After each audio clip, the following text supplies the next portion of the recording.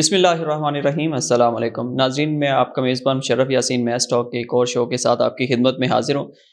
پاکستانی سیاست بہت ہمیں کروٹیں بدلتی نظر آ رہی ہے۔ پی ڈی ایم کا اتحادی سیٹ اپ ایک جانب، دوسری طرف پاکستان تحریک انصاف اور پھر کچھ نئی جماعتیں بھی بیچ میں آتی ہیں، وہ اپنی اپنی سیاست سب لوگ کرتے تو چلتے آ رہے ہیں۔ ابھی ہم ریسنٹلی اگر دیکھیں تو پنجاب میں سیاست نے تقریباً پاکستان کی تمام جو سیاسی نظریں ہیں وہ پنجاب پر مرکوز ہیں۔ پنجاب سب سے بڑا صوبہ ہے، اوبویسلی آبادی کے تناسب کے حوالے سے دیکھا جائے سب سے زیادہ جو الیکشنز کے حوالے سے اگر کردار ادا کرے گا تو پنجاب صوبہ ہی کردار ادا کر سکتا ہے۔ خان صاحب نے جب سے دونوں صوبائی اسمبلیوں میں جن میں ان کی حکومت ہے، کے پی کے اور پنجاب، دونوں اسمبلیاں جب سے تحلیل کرنے کا اعلان کیا تب سے سیاست میں ہمیں ہلچل نظر آ رہی ہے۔ زرداری صاحب وہ لاہور میں ڈیرے ڈالے ہوئے ہیں، اسی طرح سے ملاقاتیں جاری ہیں۔ میل ملاقاتوں کا کیا نتیجہ نکلتا ہے؟ پنجاب اسمبلی سب سے بڑا سوالیہ یہ نشان یہ ہے کہ پنجاب اسمبلی تحلیل کر پاتے ہیں خان صاحب یا نہیں کر پاتے؟ ان ساری چیزوں پر گفتگو کرنے کے لیے ڈاکٹر محمد حنیف مغل صاحب، پاکستان تحریک اشاعت باد کے بانی اور چیئرمین، ہمارے ساتھ ایک دفعہ پھر سے موجود ہیں۔ ڈاکٹر صاحب پھر آپ کا شکریہ ادا کریں گے، آپ نے قیمتی وقت دیا۔ پنجاب کی سیاست، اس کا اثر پورے پاکستان کی سیاست پر پڑے گا۔ ایک دفعہ پھر سے شور اور بڑا وہ ہنگامہ برپا کیا ہوا ہے سب سیاستدانوں نے۔ تحریک عدم اعتماد بھی آ گئی ہے، اعتماد کے ووٹ کا بھی کہہ دیا گیا ہے وزیر اعلیٰ پنجاب کو۔ اس ساری صورتحال میں آپ کیا سمجھتے ہیں کہ خان صاحب اپنے اس بیانیے میں کامیاب ہو پائیں گے؟ انہوں نے جو اعلان کیا ہے کہ ہم تحلیل کر دیں گے پنجاب اور کے پی اسمبلی۔ اعوذ باللہ من الشیطان الرجیم، بسم اللہ الرحمن الرحیم۔ شاہ صاحب بہت شکریہ کہ آپ نے بڑا قیمتی ٹائم اور ہمیں موقع دیا اس پہ بولنے کا۔ دیکھیں، بہت افسوس ہوتا ہے، یہ اتنے میچور پارٹیز ہیں، اتنے میچور لوگ ہیں اکراس دا بورڈ، مجھے نہیں سمجھ کہ ان کو ہے کیا، ان کو کیا اتنی مصیبت ہے۔ یا تو ان کے پاس دونوں اکراس دا بورڈ سب کی بات کروں، یا تو ان کے پاس کوئی اتنا اللہ دین کا چراغ ہو نا، یہ ایسے کر کے ایسے کر دیں گے، یہ ہے ہی نہیں ہے۔ یہ پتہ نہیں کیا کرتے ہیں، اور یہ اتنی گندی کر دی گئی یہ سیاست نا، کراس ادھر اسمبلیاں توڑ لیں، وہ کیوں توڑ رہے ہیں؟ اچھا، اب انہوں نے عدم اعتماد پیش کی، کامیاب ہوئی، جیسا کچھ ہوا جناب، اس دن سے ستیہ ناسی ہوئی ہے۔ آپ دیکھیں، چونکہ میں عام لوگوں کو ریپرزینٹ کرتا ہوں، ہم عام لوگ ہیں، اور اسی لیے میرے جیسے لوگوں کو پارٹی بنانی پڑی، حالانکہ ہم لمیٹڈ ریسورس والے لوگ ہیں، ہم اس طرح سوچ بھی نہیں سکتے۔ لیکن جب سے ان کے حالات دیکھے نا اوپر والے لوگوں کے، تو ہم نے سوچا نہیں، یہ پاکستان اللہ نے ہمارے لیے بنایا ہے، ہم غریبوں کے لیے بنایا ہے، اور ہم نے ہی اس کو سنبھالنا ہے۔ کیوں نے ہمارے بچوں نے، آپ لوگوں نے یہاں رہنا ہے، جن پہ ہم نے نظریں لگائی ہوئی ہیں نا، یقین کریں محب وطن لوگ ہیں، نو ڈاؤٹ، لیکن ان کے اپنے کچھ سسٹم ہے، وہ اپنے کسی کھاتے میں آئے ہیں، وہ کچھ بھی نہیں ہے۔ ہم صرف نعرے مارتے رہتے ہیں، فلاں آوے جاوے، فلاں جاوے جاوے، نہ کوئی آتا ہے نہ کوئی جاتا ہے۔ ابھی دیکھیں ریسنٹلی عام بندہ یقین کریں بھوک اپنے بچوں کو بیچنے پہ مجبور ہیں لوگ، افاقہ ان کو ہو ہی نہیں رہا، کسی طرف سے کوئی سکون کی ٹھنڈی ہوا آ ہی نہیں رہی، مہنگائی ہے بڑی جا رہی ہے۔ اب کیا کہہ رہے جی، میرے فالوور بڑے زیادہ ہیں، میرے فالوور زیادہ ہیں، میری ووٹر بڑے زیادہ ہیں۔ اچھا، آپ ان کو انسان کنسیڈر ہی نہیں کر رہے، تصور ہی نہیں کر رہے، چاہے اکراس دا بورڈ۔ میں یہاں پہ ان سے یہ کہوں گا، آپ بینگ پاکستان تحریک اشاعت باد کے چیئرمین کی حیثیت سے بھی اور پاکستانی عام شہری کی حیثیت سے بھی کہوں گا کہ بس کرو، اگر کچھ ہے تو کر کے دکھاؤ، ورنہ یہ جو ڈرامے بازیاں بس کرو، اور عوام اب اس کے لیے کبھی بھی تیار نہیں ہے۔ اسمبلی تحلیل ہوتی نظر آ رہی ہے، جو سوالیہ نشان بنا ہوا ہے، چونکہ تحریک عدم اعتماد بھی پیش کر دی گیا اپوزیشن کی جانب سے پنجاب میں، پھر اعتماد کے ووٹ کا بھی کہہ دیا گیا۔ آلریڈی ایک اجلاس جاری ہے، اس اجلاس کے دوران اسپیکر صاحب اٹھے، انہوں نے کہا جی میں اجلاس نہیں طلب کرتا، نیا اجلاس۔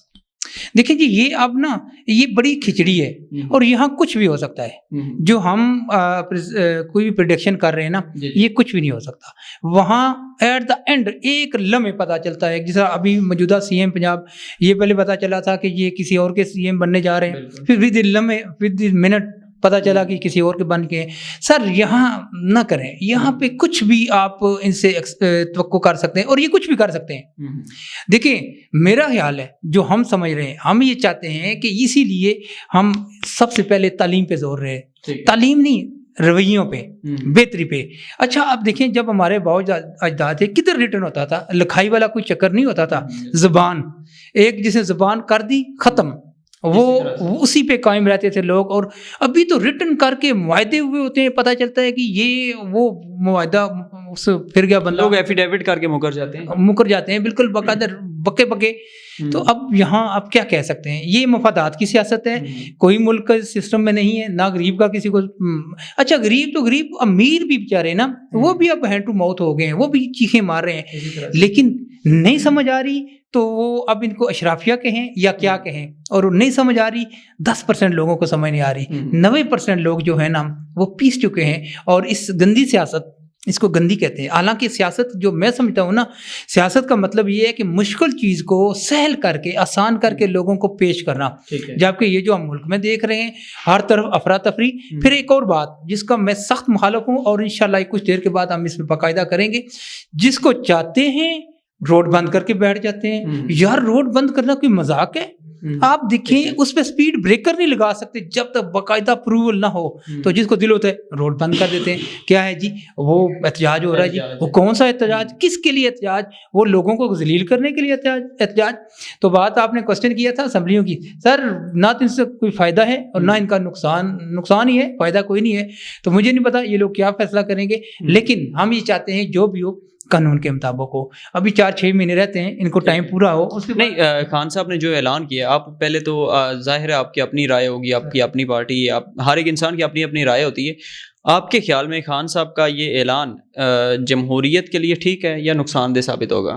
دیکھیں وہ کر رہے ہیں احتجاجی سیاست نا، جو احتجاجی سیاست ہوتی ہے اس کے یہی طریقہ کار ہوتے ہیں نا، لیکن اس احتجاج کی آڑ میں کیا آپ ملک کو کیا کر رہے ہیں؟ دیکھیں اس احتجاج کی آڑ میں اب ملک کا بہت بڑا نقصان ہو رہا ہے۔ احتجاجی سیاست ابھی ہمیں اس طرح ہم اس کو نہیں کرتے۔ اگر وہ احتجاجی سیاست کی طرف نہیں جاتے تو پی ڈی ایم کے جتنے بھی وہ ان کے بقول کرپٹ ٹولہ ہے وہ اکٹھے ہوئے ہیں، 13 جماعتی اتحاد ہے جو ملک کو آپ دیکھ لیں کس سطح پر لے آئے ہیں۔ ہم اگر بطور پاکستانی شہری بھی دیکھیں تو پاکستان اس وقت بہت نیچے جا چکا ہے معاشی لحاظ سے، پاکستان کے عالمی سطح پر جو معاملات ہیں وہ بہت خراب ہو چکے ہیں۔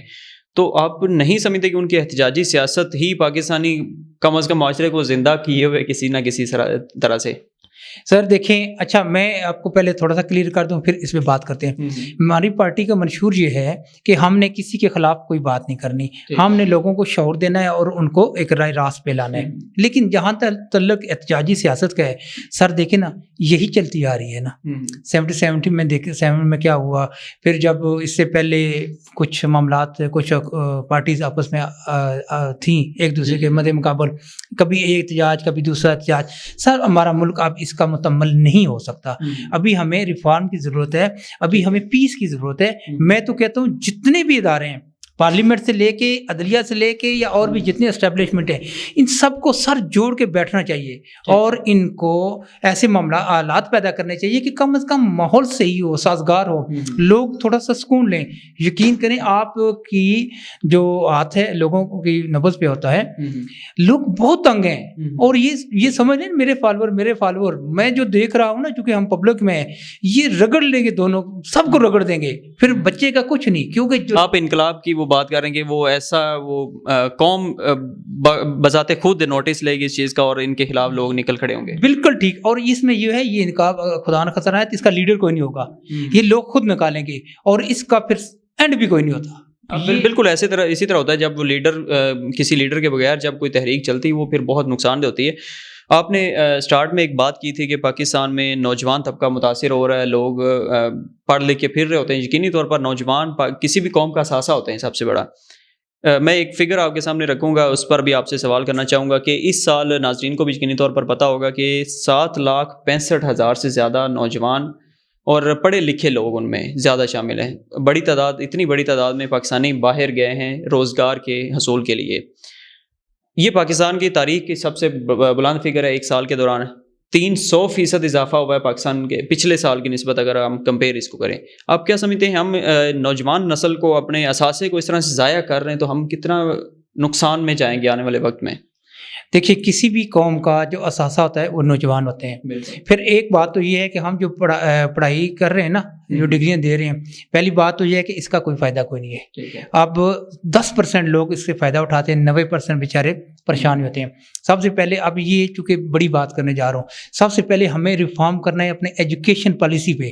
ہماری جو تعلیم ہے نا، اس کو جناب چینج کرنا ہے۔ ہم فوراً سے پہلے ہمیں اسکل پہ آنا پڑے گا، اور یہ جو ڈگریاں بانٹے جا رہے ہیں نا، ان کا کوئی فائدہ نہیں ہے۔ دوسری بات دیکھیں، روزگار ہے کوئی نہیں، مہنگائی عروج پہ ہے، کاروبار، اچھا آپ کہتے ہیں نا روزی اپنا نوکری نہ کرو بزنس کرو، جو بزنس کرتے ہیں وہ بھی ہینڈ ٹو ماؤتھ ہوئے ہیں، نیا بزنس تو تصور بھی نہیں بنا کر سکتا، اس ایسے حالات ہیں، روزگار کوئی نہیں ہے، نوکری جسے کہتے ہیں وہ نہیں ہے، نیا بزنس نہیں ہے، نیا کیا پرانے بھی ڈسٹرب ہوئے، مہنگائی ہے وہ پتہ نہیں کتنی رفتار سے بڑھ رہی ہے، تو یہ لوگ اللہ کا، میں کہتا ہوں اللہ کا شکر ہے کہ ان کو کم از کم باہر کوئی بندہ قبول کر رہا ہے، اور موسٹلی بچے ہمارے اللیگل جاتے ہیں، باہر جا کے جو مسائل ہوتے ہیں وہ تو آپ پوچھیں مت نا، تو کہیں نہ کہیں سے ان کو ٹھنڈی ہوا کا جھونکا آ رہا ہے تاکہ وہ اپنے سروائیو تو کریں نا، اپنے لیے سروائیول تو کریں، کیونکہ جس ملک میں رہ رہے ہیں آپ جس سے ملیں 90% لوگ آپ کو مایوس نظر آئیں گے، اور یہ سب سے بڑا لمحہ فکریہ ہے، یاد رکھیں دنیا قومیں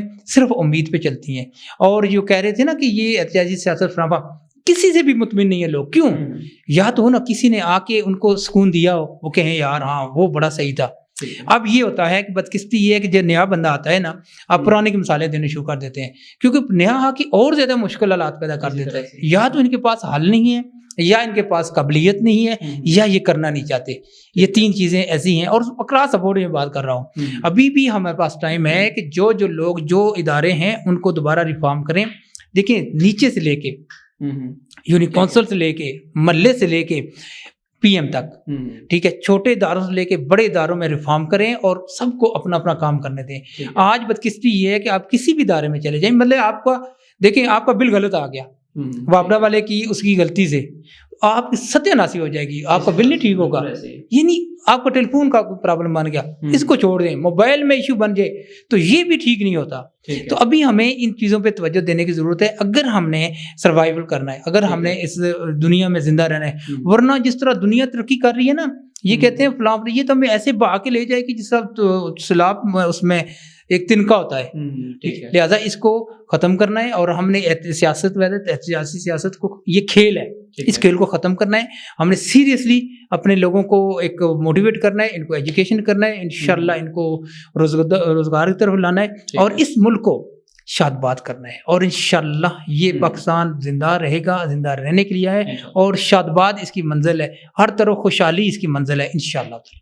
انشاءاللہ جی، بہت شکریہ ڈاکٹر صاحب، آپ نے قیمتی وقت دیا۔ ناظرین، ڈاکٹر حنیف مغل صاحب کی گفتگو آپ نے سنی، دیکھتے ہیں اب پنجاب اسمبلی اور خیبر پختونخوا اسمبلی کا مستقبل کیا ہوتا ہے، پاکستانی سیاست کس دن سکون سے بیٹھے گی، اور ہم یہ سنیں گے کم از کم کہ اب حالات اچھے ہیں، چونکہ میں اب اگر اپنی ذاتی بات کروں تو میں جب سے ہوش سنبھالا ہے تب سے یہی سنتے آ رہے ہیں کہ ابھی حالات اچھے نہیں ہیں، ابھی حالات اچھے نہیں ہیں، تو اللہ کرے ایک دن جملہ یہ بھی ہمیں سننے کو ملے ہمارے سیاستدانوں سے، ہماری عوام سے، کہ اب حالات اچھے ہو چکے ہیں۔ اسی توقع، اسی امید کے ساتھ، اسی یقین کے ساتھ اجازت دیجیے، اللہ حافظ۔